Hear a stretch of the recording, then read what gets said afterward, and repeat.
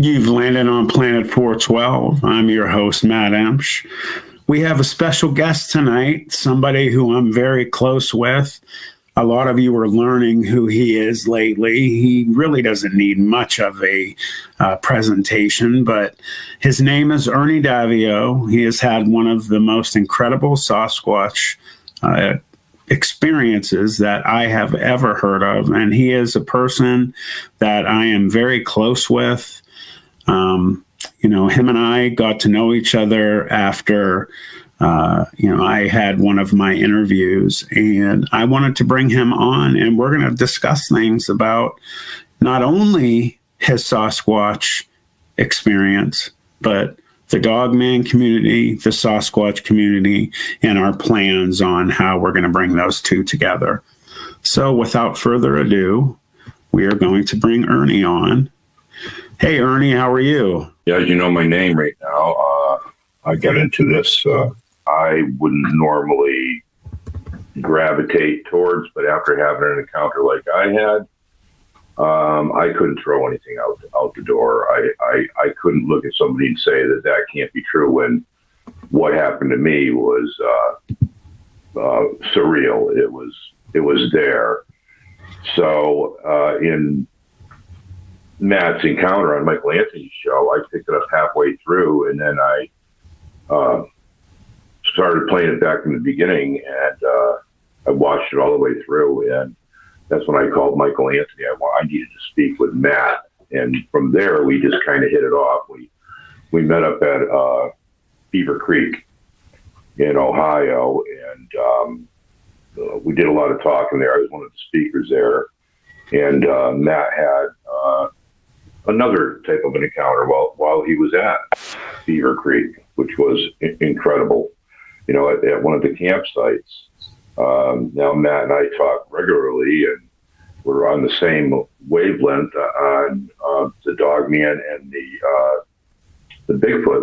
We strongly believe there's a connection there, and you've got people in both camps that are just divided up on that. They don't want to hear anything about dogman, and the dogman camp doesn't want to hear anything about the Bigfoot camp. But what we're hearing is from both camps, and we're hearing eyewitness accounts, really good eyewitness accounts. Some of the best ones that are out there, Mark Groves, the Daryl Dens. I would name Matt could name a whole handful of them, but they're having things going on that are linking these two together. In one account, they had it was a dogman account, and on the way back to the campsite, if I understand this correctly, Matt, it was Mark Groves. He didn't realize what was really going on, and he heard a whistling up in front of him, and he heard a whistling behind him. That's something that the Sasquatch does. And long story short is he and his partner both witnessed two Sasquatch in the area during this dogman encounter. So somehow these two things are linked together, and I believe strongly that we need to bring the research together, the serious researchers together.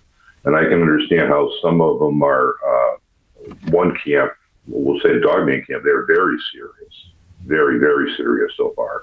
And it's something relatively new. We've got a lot of people in the Bigfoot community. They're not as serious, but there are good ones out there. We get the Randy Harringtons that are out there constantly. I think he's a member of the group 400, I believe, with Dana Neldrow and maybe Shane Carpenter, I think it might be. Yeah, and Kenny Thibodeau over at North American Dogman Project, he's doing a really good job with Jody Cook, really doing great research on the dogman experience. I'm glad you brought it up. Before we get into your experience, Ernie, I wanted to touch on what you touched on real quick. Anyone that has had experiences with either a Sasquatch or a dogman, and you're part of this tight-knit community that we have here in this cryptid community, for whatever reason, as Ernie kind of alluded to, there seems to be some pushback from the two groups towards each other, which Ernie and I don't really want to be a part of that. You know, we want to, as Ernie touched on, bring these two camps together because there is a connection. And as you had discussed with Martin Grove's experience, you know, they were attacked by multiple dogmen at their camp when they were bugging out at the end, and they hit the lights on their truck. Martin noticed across the way in front of a cornfield were two Sasquatch that seemed like they were in control of the dogmen situation. You know, we have that metal scraping on metal noise that people talk about so frequently in missing persons and things like that. Missing 411 had happened. If you look at the hunted on missing 411, there was a hunter that disappeared. His hunting partner said there was a noise in the woods that had no place being in the woods. It almost sounded like a metal scraping on metal trap kind of noise being, and that brought my attention to what happened with Martin Groves and the other people. So our goal here is to bring these two camps together. You know, you get some people where they have been, you know, Bigfoot experiences for so long, they won't even humor the you know, talk of there is another creature out there like a dogman, which, you know, Ernie, you and I have discussed. We find extremely ironic that if you can 100% believe and you know you had an experience with a Sabe or a Sasquatch, how could you honestly be doubting that there could be something like a dogman out there? Yeah. I think the biggest reason is because there's a lot of bias going on out there. And they get enveloped into that. They start living on that, where they might hear a report or an encounter, and they might leave out a valuable piece of information. Like, and Martin Grove did not leave that information out. He used to be a police officer, him and his partner. He's trained to take that information. And if you listen to it, you'll hear him say, I heard a whistle in front of me, I heard a whistle behind me.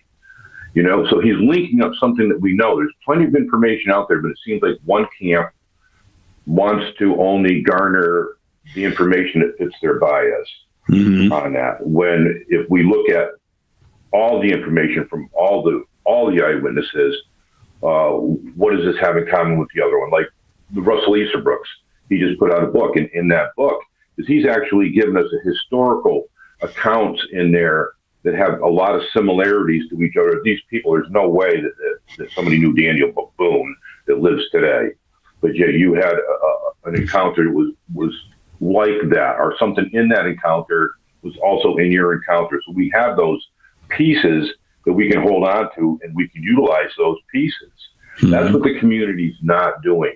The information is presented to them, but they're tossing it to the side, saying, well, that might be a little bit too bizarre, or they're just listening to a story, and that separates the researchers from the people who just want to be out there and maybe having an experience or something.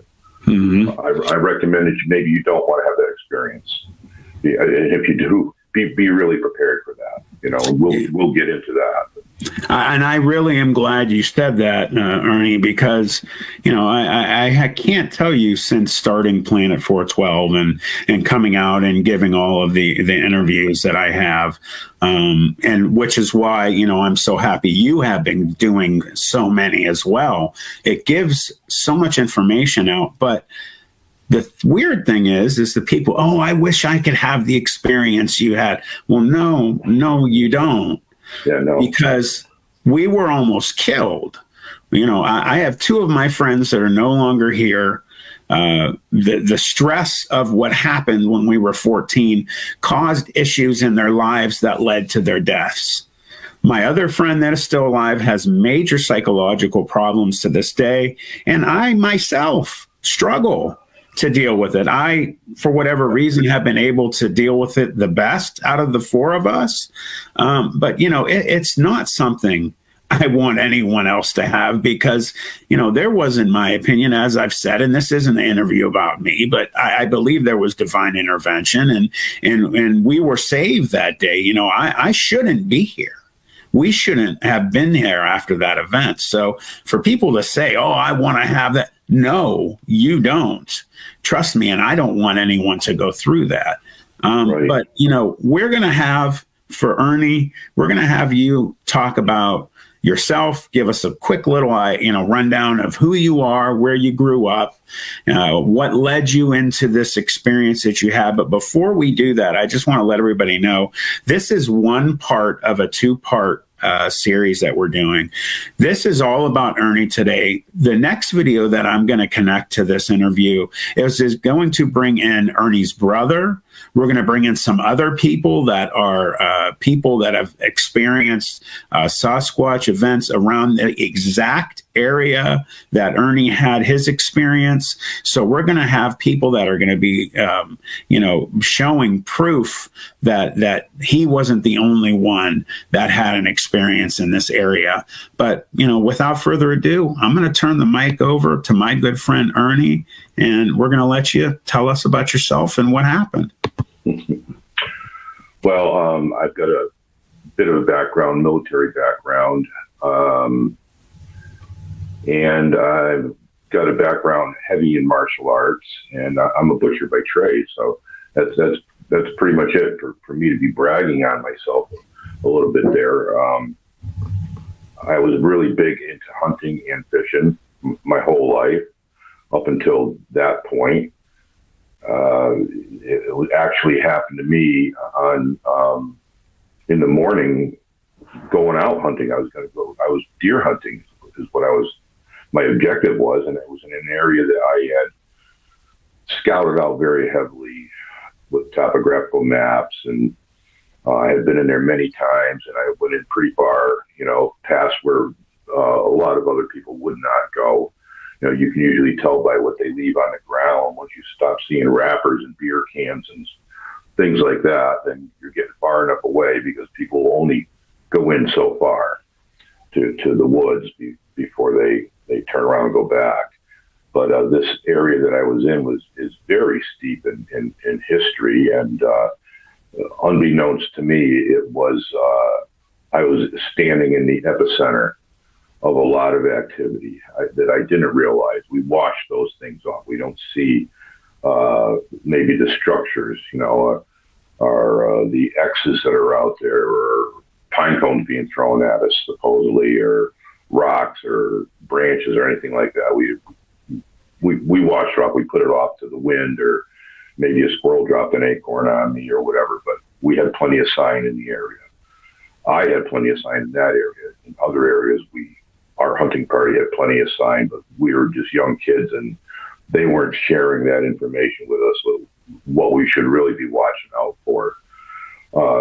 This area is adjacent to the Cobble Mountain Reservoir in the state of Massachusetts. It's called Drake Mountain, just off the Granville Reservoir side.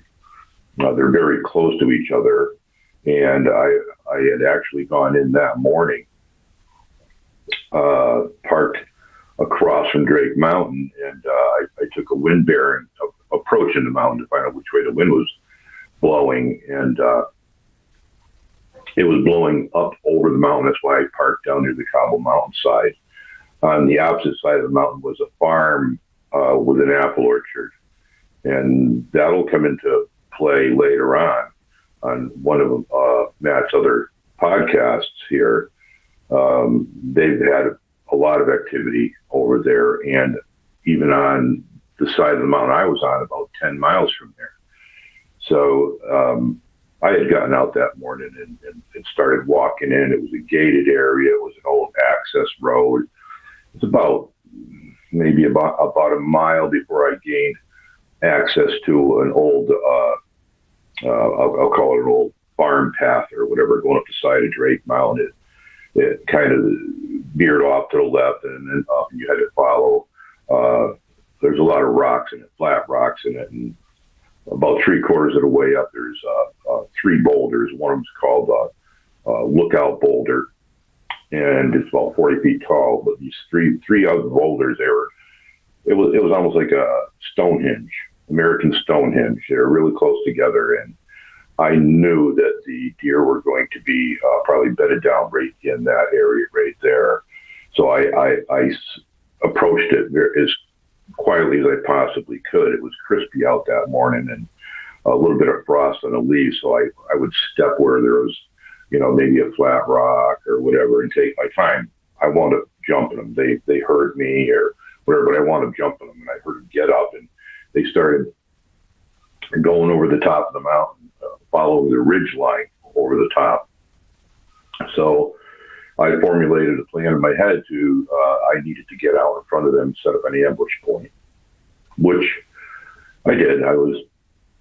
They would walk, I would walk. I could hear them stop, and I was assuming that they were browsing a little bit. So when they eat the twigs off of some of the saplings, or there might be maybe a couple berries on some bushes or whatever. It's still left over. It was the first week of December, and it was I believe the last week of hunting season in the state of Massachusetts. The only week you can use actually for shotgun, and that's what I was carrying. I was carrying a 12 gauge semi-auto shotgun loaded with slugs, 2 3/4 inch slugs, and I had a sidearm on me also for protection for other reasons.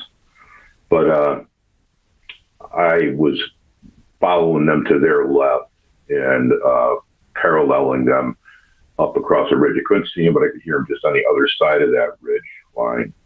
And I managed to get out in front of them. And as I got out in front of them, that path kind of doglegged back around the other side and down again of Drake Mountain. The brook, Drake Brook, was right about at the top. And there was a stone wall that came right across from the path that I was on, right straight across to where it doglegged and hooked back around.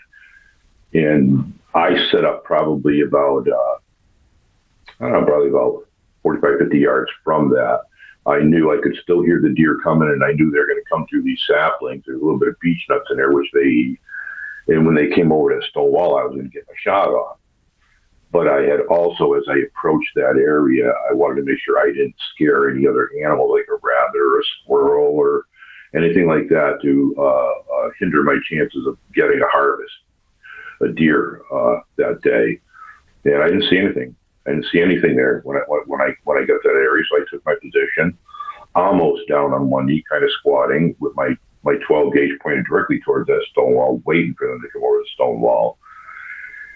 And that's when I noticed movement on my left side, about my 9 o'clock position, just in my peripheral vision, next to a tree about 35 yards away. And I immediately thought that was a deer, a buck, because they don't normally stay within that group for a lot of reasons. So a lot of hunters will understand this. And I immediately thought, well, there it is, but I can't take him while he's laying down. He's got to stand up. And stay in Massachusetts, you can't take a deer laying down. And I've been told they can tell that you shot a deer while it was sleeping or whatever, that they'll know. And I didn't want to take a chance to get in trouble. So I'm still cognizant of those deer on the other side of that stone wall, because if they come, the two different deer are going to scare each other, and they could just run in any direction they wanted to run, and that would be a catastrophe. So I glanced back over at that stone wall, and I noticed that this deer was hunching up against what I thought was a deer. You'll hear this from a lot of eyewitness encounters, that they think it's one thing and then it's another thing. And it's all because there's just something that sticks out that your mind isn't picking up. You're trying to find a peg to put in the hole there. And it was bulkier, and it was hunching up closer to that tree. So I drew back around on it. I thought for sure that maybe that's a bear, and I don't want the bear to see me and decide it's going to bum rush me. So I was watching it, and that's when its head was on the other side of the tree. So I really couldn't make out its head at all, and I knew it couldn't see me. But by closely observing it, I realized that it's not a bear, it's a guy. I said, you got to be kidding me, there's a guy in here, this far in here, and he must have been sleeping next to the tree or something. He's hearing the deer coming through, and he's getting ready to take a deer himself. And I started focusing back on the deer on the other side of the stone wall. And I decided I'd move up just a little bit, because if the deer came over the stone wall and they got between him and I, he didn't know I was there. A lot of people in the state of Massachusetts, they put buckshot, double-aught buckshot in their shotguns, and that would mean that I could very easily become a tragedy out there. So I moved up a little bit in hopes that if that happened, that this so-called guy would catch me in his peripheral and not shoot me. Well, what had happened was he started standing up, and it was way taller than a guy, you know, and I knew that there was something up there. And at that moment, I'd say he was fully erect, standing right up, hugging that tree with his head on the left-hand side of the tree, facing away from me, and his right hand wrapped on that tree. And all hell broke loose over that stone wall. There was a knockdown, drag out thing going on over there with the deer. I could hear boulders. I could hear, I'm not sticks snapping, I could hear branches, big branches snapping and hitting, and bad fight going on over there. I knew it sounded like something came out of the trees or something on the deer. And that's when I again caught looking at this guy here, supposed guy, how big he really was. I was looking for a mark on the tree, maybe a little tiny branch or a piece of moss, and I found one, because he was dead on that tree. And I marked off the top of his head on that piece of moss, just in case that I was going to live through this thing here. I wasn't sure what the hell was going on, and it stepped away from the tree, and it put its head around my side of the tree.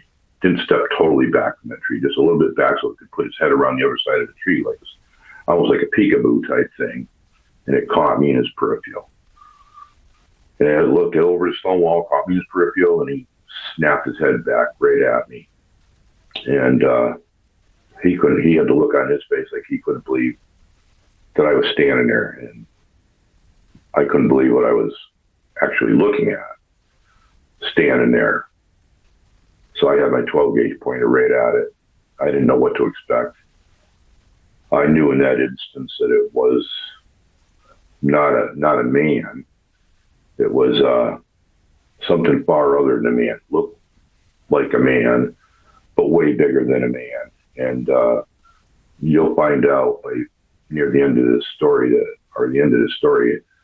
that marking that moss off in my memory, I was able to measure that off. You'll find out how big he really was.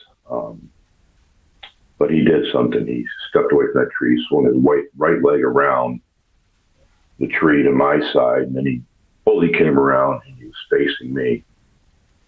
And at that point, I was just thinking in my head, and this ruckus is still going on the other side of the stone wall. I was thinking in my head, what I'm looking at a Sasquatch. I mean, even if you never seen him, even if you never heard of one, you might have heard of the term Sasquatch or Sabe or Bigfoot or whatever. It'd probably be the first word that popped into your mind, because you're not going to have any other word for it.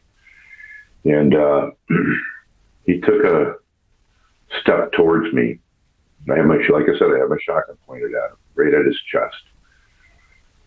And he put his hands out in front of him, bent at the elbows, close into his sides, right at about his waist, his palms facing me, fingertips straight to the sky, and he pumped them 2 times at me. And up till then, it would have been a very easy thing for me to be able to relate this to you folks that are listening and say, I saw a Sasquatch 35 yards away.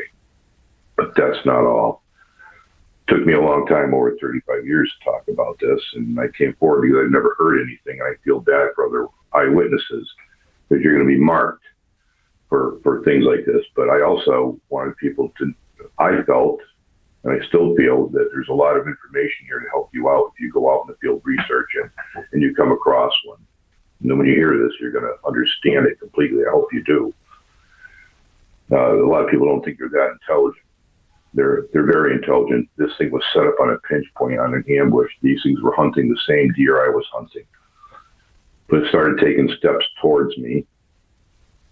And like I said, at that point, it would have been very easy to say it was just a Sasquatch to people, but now it's going to do something like this, and now I gotta, who's going to believe this? You know, particularly back then, 35 plus years ago, there wasn't anybody out there that was going to listen to anything like this.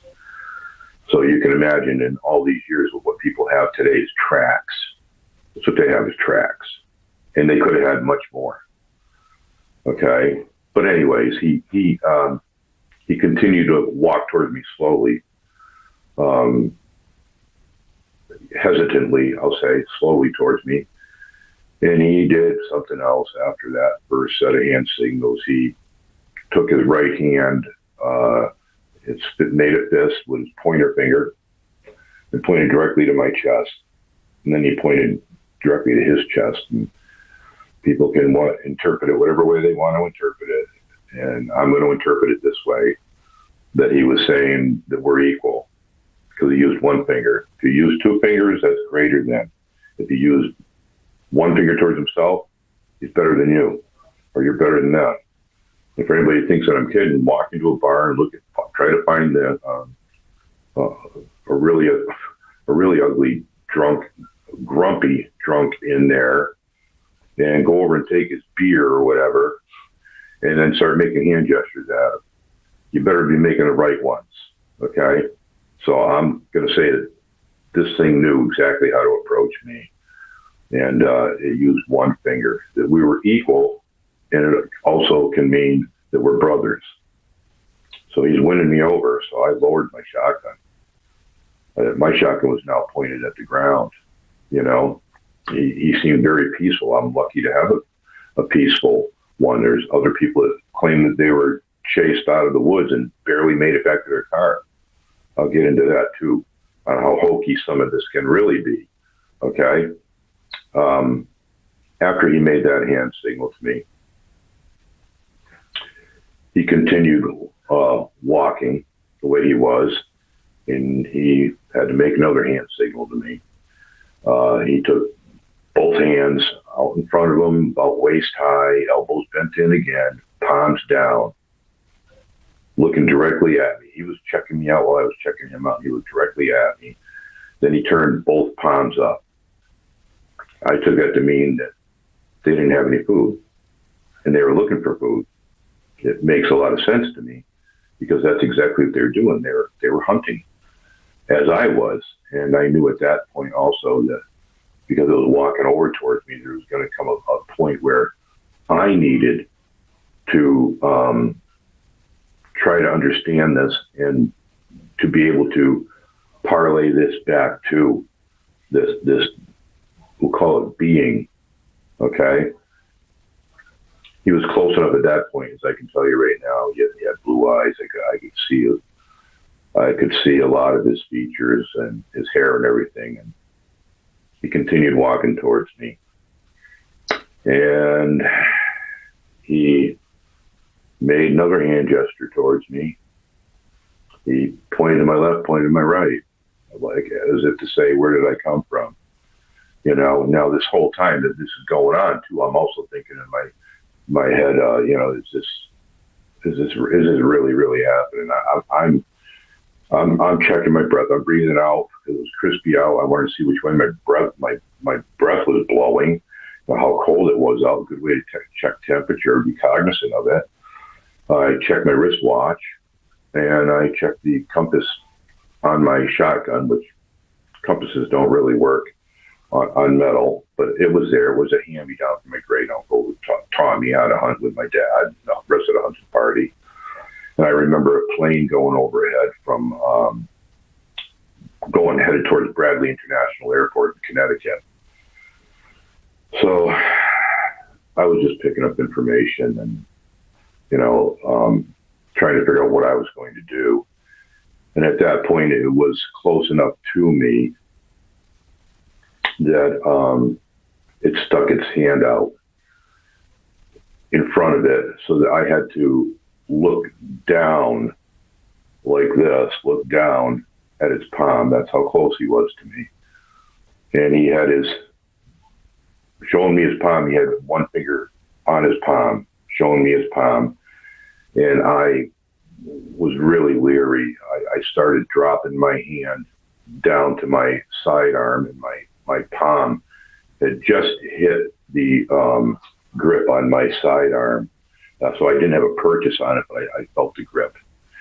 And that's when he tapped his hand like that hard for me to look.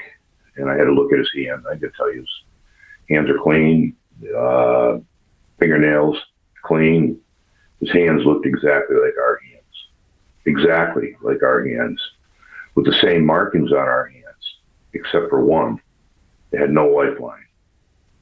I hear it, people who do palm reading, there are people out there who don't have a lifeline. I have no idea why, but this one had no lifeline. I have no idea why it was pointing to his palm to show me something like that it was insistent. So I basically repeated back some of the signs to him. I didn't have any food, and I didn't ask him for any food. I didn't want to ask him for any food.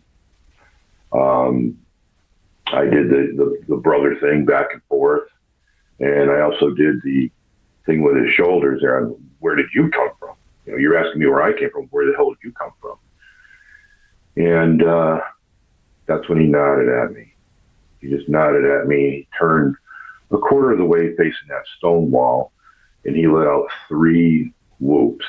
He held his hand up like a megaphone in front of his mouth, and he let out 3 whoops, about a second and a half in between each one, very deep.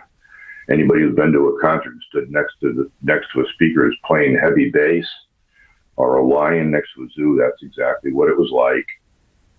And for people listening to this, is they'll hear whoops, or they don't even know it's somebody else in the woods whooping at them while they're whooping. But nobody's ever seen them whoop. Particularly 35 plus years ago, nobody ever seen him do that. And he looked back at me, and he did another nod at me. And he looked back at that stone wall, and of course he can see a lot further than me. I only came up to, I was below his shoulder. I'll tell you that. I was below his shoulder, and I'm about 6'3", and I was below his shoulder. I guesstimated his weight to be around 500 pounds, and he was fit. He was the most fit thing you've ever seen in your life. Absolutely massive. I've never seen a bodybuilder, particularly that size, and I'll tell you about that in a little while here. But he whistled, and I've heard that whistle before. It's exactly the same kind of whistle that we use in our hunting party when we come across track.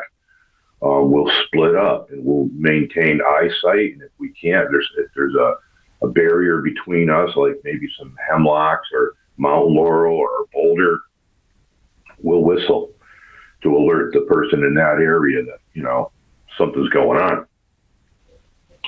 But he whistled. It was like, I can't whistle today, but he whistled like come on, and he motioned his hand and pointed back to the way that he came from. And that was the last time that he looked at me, and he didn't run off. He didn't just walk off. He didn't walk like Patty, just meander off. It was very smooth, long strides, and he walked straight past where that tree was when I first seen him, and out to about 55 yards out that way, and stopped. And when he stopped, he faced me, and I could hear this sound like a freight train coming through those, where the deer had a knockdown drag out over there where those little saplings were. And I knew instantly that he was not the only one. And there was another one or more than one coming. And this thing broke that little tree line, crossed over that brook, and it had to run 100 yards, I'll say 100 yards through the woods, through some terrain, okay, because there's a brook there, and up the other side and over to the other one. And he was fluent as a parkour runner. He was very, very fast, very steady, no bobbing up and down. I've heard people say, well, they do this when they're running and that when they're running. I can tell you right now, this thing was elbows and heels. That's what its stride was like, and it was faster than a deer. I've shot deer on the run, and this would have been a very difficult shot. So again, back when I first started talking about, people being chased out of the woods, and they managed to get in their car, you had fight or flight going on. You didn't manage to get in your car; it let you get in your car. If it wanted to, it could have taken you down with a boulder, or it could have outran you and grabbed you by the nape of your neck and slammed you into a tree or even into your own car. That's how powerful these things are and how big and fast they really are. At that point, when it met up with the other one, it was just above its shoulder. So I figured that it would be probably 6'8". That one there, it was cinnamon colored. The one that was next to me was, at first it looked like it was black, but you can come across people that look like they have black hair, and you get closer and really look at their hair, and it's not black. It's deep dark brown. That was his hair. His skin color was like an extremely dark brown. Again, almost black. If he was at a distance, you might mistake the hair or the skin for being hair because it blended in so well. Wherever you have hair, they have hair. Right along here, that's where their hair is. The same with their chest. All your body hair, man's body hair. The forearms, I seen the forearms. The skin tone, I'd say it was probably a little weathered, Its palms were, if you went out and got a tan, you're not going to tan your palms. But the tops of its hands were dark, the same as its face, and clean. Now, people say they stink. A lot of them stink. I believe that they probably do. They probably go out to the swamps or whatever, and who knows, why they'll stink. But I'm thinking that maybe this one here went down to the reservoir and took a bath before it went out on the hunt, so it wouldn't get smelled by the deer. But anyways, this cinnamon colored one met up with the other one, and they had a little chit chat, we'll call it. Well, I was looking for information. Of course, if it happened to you, you'd be doing the same thing. After this happened and everything, for quite a while, and the internet back then was intermittent. It wasn't all that good. And finally, I heard the Sierra sounds, and that's them. I just wanted to reach out to Ron Moorhead and say, Ron, I don't know if you've seen them, but I'm going to tell you right now that Ron knew that was them anyways, because of the proximity that this thing was to them. Okay. But I tell people that if you have never seen a dog and you heard barking, you didn't know what a dog was, you can't say it's a dog because you never heard one. You can't put the two and two together or a parrot, you have to see something to put it in with something. You can use your cognitive skills to reason it out analytically to figure out that, well, there isn't anything else in the woods that sounds like that, so it's got to be them. Well, I'm here to tell you that I've seen them do it. I've seen them whoop, I've seen them whistle, and I've seen them do that samurai chatter thing. Well, the big one, after they had their little conversation there, they were kind of facing towards me. The big one pointed at me, and I hadn't moved from my position. I mean, I was totally amazed. I was thinking, well, maybe I should track them if they, wherever they go. I want to figure out where they live. Do they live in trees? Do they live in nests, or they live under boulders like a gopher? Or what? I mean, this is amazing. It was completely amazing. It was new to me. Even though I had seen tracks that looked like man's tracks in the snow before, barefoot, I never put two and two together like that. But it pointed me out, and that smaller one, around 6'8", had to bend down a little bit and look underneath this branch off of this sapling to see me, and he did a double take.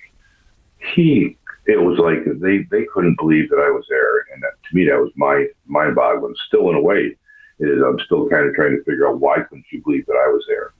Did I walk through the veil, or what was going on there? But the big one looked at the smaller one and gave him a hand gesture that he wanted that smaller one to basically do a semicircle around me off to my right, and by pointing to his chest and going like that. Then he pointed to his own chest and signaled that he was going to go to the left and do the same maneuver. Kind of upset me a little bit there. So I decided that what I was going to do is go over and measure on the tree. And I come up with 7'8" inches. I stepped up to the tree and put my hand on top of my head right on the tree, and then measured up from that. And that was 7'8" inches tall. I figured around 500 pounds. Absolutely massive. But even then, I mean, you got to imagine my thoughts going through my head is I did hear stories, later on after my encounter that they were like 10 feet tall, 15 feet tall, and 30 feet tall. And I'm like, who am I supposed to believe here? And obviously I got a runt. I got the runt of the woods. Well, now over the past 3 years, you'll hear the people, they copycat or mirror, you want to call it. And they know when somebody is telling the truth. And now it seems like they're all saying that they're like 7.5 feet tall to 8 feet tall and 9 feet tall. And that's good. That's good for you. You can figure that out, because if you took 10 people and told them to go stand in the woods, you can't stand there and tell me that you can tell me how tall each individual is out in the woods. That takes experience. You've got to do something, and I'm not bragging, you got to do something like what I did. You've got to start doing measurements off of something. You have to have a reference point. You have to have a distance point, and you have to have a reference point. You have to have some skills out there, some woodsman skills. I tell people today that if you're going to go out there and you're going to be looking for them, you need to take in a knapsack with survival gear on it, like a first aid kit. Plan on spending 3 nights in there while somebody comes looking for you because you didn't come back, because you broke your leg and fell off a cliff, or a tree fell on you, or whatever. You got bit by a snake or whatever. Going around and whooping out there, that's not gonna help you out. You're just telling them where you are and what you're doing. They and I don't like to use that word opinion at all, because then I provide you with a back door that you can say, well, it was his opinion, which means that I can make an opinion. You can make your opinion, but this is not my opinion. This is actually from my experience, from what I've seen, that they have family units. They have clans. They mark their territory. They'll take the high ground, quite obviously. That's what this one was doing when they were hunting these deer, and they were actually driving these deer towards that group that took the deer, and they know how to use human beings as drivers too, because that's what my plan was, is to get in there far enough so that if any other hunters came in, they'd be driving deer towards me, because trust me, the deer know that how far you go in. They want to stay away from you, but that's pretty much it. These structures that they're having, that's them marking their territory. They might use it to put some food in and come back and get the food or whatever, or maybe if they have birthing or whatever, keep the baby in there while they forage around, the females forage around a little bit. But the males, they're always on the lookout. They're watching you. They know when you come in.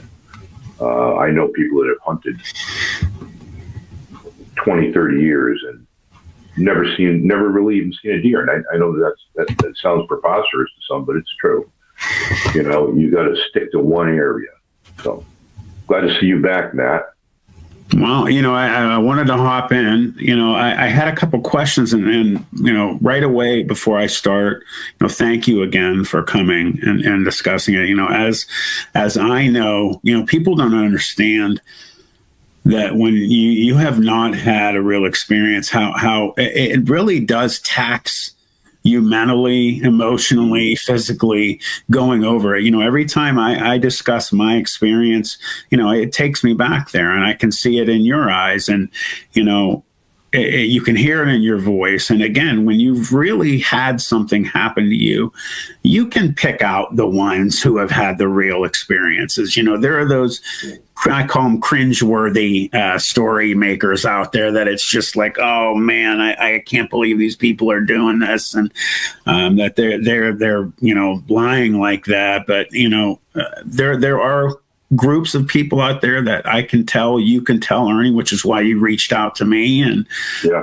You know, you hear comparisons, you know, I hear of all of the detail and how your experience, as many times as I've heard it now, has never changed.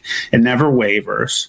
And mine, for the most part, never has. You know, the only difference between mine from when I first started doing my experiences and interviews is I was afraid to talk about the whole thing. So I only had a little snippet at the beginning, and then I just started feeling more comfortable and then opening up. You know, I had a couple questions. Would you show everybody, you know, what the lifeline is on your hand for everybody, Ernie? Well, I'll try to get it right and show you. When I go like that here, these marks right here on your hand, it forms an M. We all have that. Right. We all have that. But I believe that these are your life. This is your lifeline, the major one here, and these are the intersections on things that have happened to you during your life.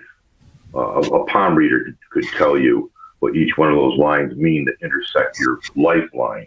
It had no lifeline. And you look at, you know, like for instance, mine. Everybody, you know, mine is completely different from Ernie's. So you still have that M in there. Put up your other hand. Yeah, you still can hardly see. Yeah, kind of. Yeah.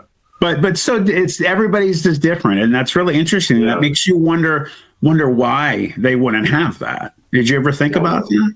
I know. Why would he want me to look at that? Yeah. Why? You know, that's the only thing I've never been able to figure out is why was he so insistent on me looking at his palm. You know, before I go on, I just wanted to thank you, and I should have done this at the beginning. You know, I can't not tell you how honored I am to have you here, and more than anything, you know, I just want to thank you for your service in the military. You know, my uncle, John Caprianis, he was a lieutenant colonel in the Army, passed away recently. You know, people don't thank our veterans enough, and I just want to, you know, really thank you for everything that you did for us, and gave up years of your life and things that you can't talk about, and that, you know, you disappeared for months at a time. And you know, I just wanted for everybody out there to just thank you for what you did, and you gave all of those years of your life for service. You know, I see something behind you that I am going to, in the near future, put some music on your flute behind you. Could you show everybody what you got there? Yeah, I actually have. I'll get up. I actually have two.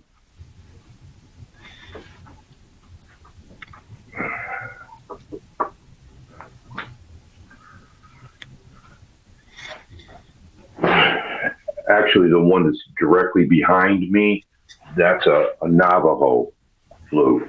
And you have Indian, American Native Indian in you. Yeah, yeah. And then I have this one here that was gifted to me by my wife.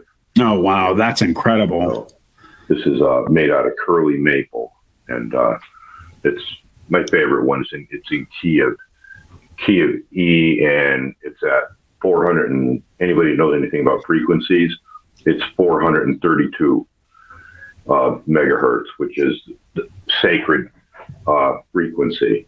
So it's very peaceful, and a lot of times in the morning before I go to work, I'll play some of that. It kind of simmers me down before I get to work. But it's been a real pleasure, really, speaking with you, Matt. You know, it ain't too often we get to see each other in person. You know, or I call this in person, but you know, that's coming up. We will be doing that very, very soon. We're going to have some conferences. You know, I just want to let everybody know, you know, how good Ernie is at playing that flute. I mean, that is, I mean, anybody that plays musical instruments knows how difficult it is to learn. And then to be able to play something like that is not the norm to play an instrument like that. So I'll get some cuts of that and I'll put that on the interview here at the end. You know, I just want to ask a couple questions though before we're done here, Ernie. You know, have you ever thought about? Because I've thought about why, you know, it happened to me and my friends. Now, I told you about the dreamscape experience I had a few months ago where I saw the creature again, and it told me it was there for me. And, you know, have you ever thought about why this happened to you? Yeah, I've had that question asked me. Actually, my wife asked me that question, and I had to give it a lot of thought. And then in going back and in reviewing eyewitness encounters and taking more eyewitness encounters, I found that a lot of the eyewitness encounters, it was a state of mind. It was like the hunters. A lot of them are hunters, you know, or people who went out there like you. And it was what you were thinking of that day. It's actually a frequency, a thought. It's in your head, and you and all your buddies were actually all thinking basically alike, and really enjoying the peacefulness of being out there. And that was me that day. I was actually trying to get out in front of those deer, becoming one with the deer, and getting out and moving out ahead of them. And some people might not remember his name, but a very famous person that had a channel a couple of years ago, Kerry Arnold. I took his encounter, and I'm going to tell you right now, it was the same exact thing. He went to that specific place to find peace away from everybody, just to get away. So if you've got any type of anger in your mind or anything like that, I think it's other people pick up on it. Dogs, animals pick up on it. They definitely can. I believe they are very, very spiritual, and they can sense those things. They don't want anything to do with you. I think that was their connection with the Native Americans right along. I think they taught the Native Americans about the plants, the herbal remedies, and things like that, you know, in the different areas. But to answer your question, yeah, it was a frame of mind. I used to love to go out in the woods, and I would just go out there and sit down next to a tree and take a nap. You know, sometimes when you go out in those woods, there's nothing around, and you sit down right there when you first enter the woods, and you become at peace. You've experienced that up at Beaver Creek. Yeah. And before you know it, all the animals start coming around you, and they trust you. And that's when you can move in a little bit further. You know, that's their home. That's the cathedral in the woods right there. You know, so I think that's what it is, Matt. I'm so happy you brought that up, you know, and anybody that hasn't heard my experience, you know, what Ernie touched on is before everything, you know, the walls of reality came shattering down for us. We were all just staring at the fire. None of us were talking. It was just one of those moments, if you've ever burning leaves or having a campfire and everyone just stares at a fire and you kind of zone out. That's where we were. And, you know, I've talked about the frequencies and about people discuss, you know, that everything on earth has a frequency, and that any of these cryptids, if you want to call them, or whatever kind of creatures they are, or peoples that they are, have theirs, and we match those frequencies by somehow getting in the same frame of mind. And you mentioned Beaver Creek. I went in there with a 100% peaceful, mentality, and I spoke out loud and said, I'm here, as your friend and as a brother, and I had something incredible happen. So I agree. I also wanted to, ask you, aside from, your thought on that, has this, changed your life since that happened? Has it done anything specifically? Absolutely. It's been haunting, to say the least. There's hardly a moment that goes by that I don't think about it. Mm-hmm. It used to bother me a lot more. But after speaking about it, it's not so bad. You kind of get a little bit used to it, but like you're saying, it brings you back. Particularly if you're left totally by yourself to speak. That's the hardest to do for an eyewitness, is to sit there with no cues, nobody talking to you, and telling it, because your mind literally goes right back to those moments. And you're just trying not to drift off and totally relive it. I agree. I was fortunate. There's been people out there that haven't been that fortunate, but mine had blue eyes. I don't know if I said that in this interview here, but very peaceful, and like I said, there's some people, why do they get run out of the woods?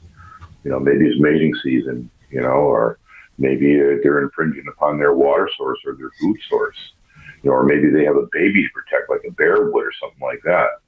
But like I said, if they wanted you, they could get you, like in your situation. If that thing wanted you, you can't outrun that. It's not going to happen. No. So. Well, I wanted to thank you, Ernie. This has been something a long time in the making, and it's always an honor just to talk to you. I want to tell everybody again, this is just part one of a two-part interview. We're going to bring in some other people that have had experiences in the area that Ernie had his. We'll have pictures in this video, obviously, and in the other one we'll have overhead views and GPS coordinates and things like that. I just want to tell everybody real quick, if you see my hat here, this is from Cryptid Creatures. It was sent to me by my buddies, Todd Erie and Brian Brock. You know them very well. They're good guys, so check them out at Cryptid Creatures. They got some good merch, and this is their new Dogman hat they sent me. And, Brian Brock is a good guy. He just had open heart surgery a few months ago, so we want to send our best out to him. Yes, absolutely. Yes, it seems like a lot of these people, these people are going to be the new horsemen down the road here, because the people who started this years and years, 50 plus years ago, I hate to say it, but they're getting ready to pass. And we can't throw away all of this evidence that for research and everything. We need to keep that. We need to keep it going. And we need to unite these camps. I'm going to make a plug. Can I make a plug? Absolutely. Yeah, absolutely. I probably shouldn't do this, because I heard Santa Claus hasn't made it to your house yet. You've been on the sick side for a little while. But anyways, I'll do it anyways. This is a book by Russell Easterbrooks. And this is entirely different. This is not full of a bunch of stories from this eyewitness and that eyewitness. This is full of things like things that they eat, places they go, historical accounts dating back hundreds of years. And it's also, the foreword is done by Ron Moorhead, which is a really honor for him to stand behind Russell Easterbrooks. Absolutely. You can pick that up pick that up on Amazon, or you can contact Russell Easterbrooks yourself. He's a really nice guy. you know, and I don't want to give away anything in the book. You got to have the chance to get it. I know him through you. The man is an incredible wealth of knowledge. Brilliant. And congratulations again, Mr. Easterbrook, for your new book, and good luck on, you know, if anybody wants to know about the real deal information and not just a bunch of pictures and a coloring book, basically. Exactly. Get Russell Easterbrook's new book on Amazon. And thanks for bringing that up. We're going to say goodbye for now, Ernie. I just want to thank everybody for being here.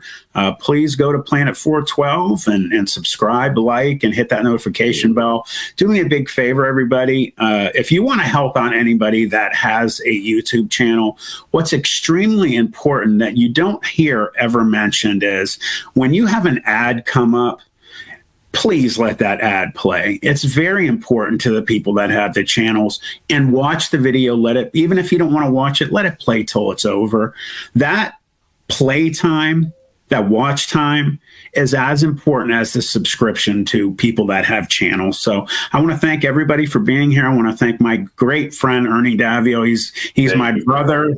My brother from another mother, my broheim, and we talk every day, and I've been looking forward to this. And thank you for being here, Ernie.